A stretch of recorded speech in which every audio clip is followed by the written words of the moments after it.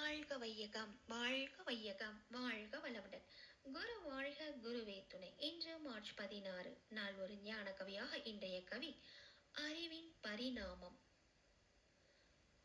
உயிர் உடலில் தொடர்ந்து எங்க உணர்ச்சி தோன்றும், உணர்ச்சியோ தொடர் நிகழ்ச்சி பலவாய் மாறி உயிர் சிறந்த அம்மலர்ச்சி மனமாயாற்றும்.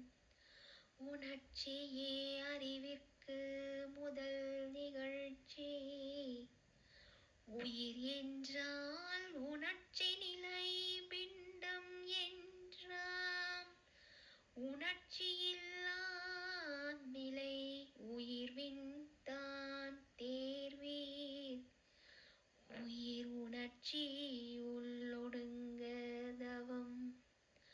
பரத்தில் உணர்வு லயமாகி நின்றால் வீடு பேறு. பரத்தில் உணர்வு லயமாகி நின்றால் வீடு பேறு.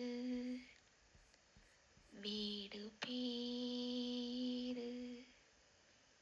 குருவே துணை. வாழ்க வளமுடன். அருட்தந்தை குரு வேதாத்ரி மகரிஷி அவர்கள் அருளிய ஞான களஞ்சியம் புத்தகம் 2 கவி எண் 1166 உயிர் என்ற தலைப்பின் கீழ் 1965ஆம் ஆண்டு இயற்றப்பட்ட அறிவின் பரிணாமம் என்ற 22ஆம் கவியை கண்டோம். வாழ்க வளமுடன்.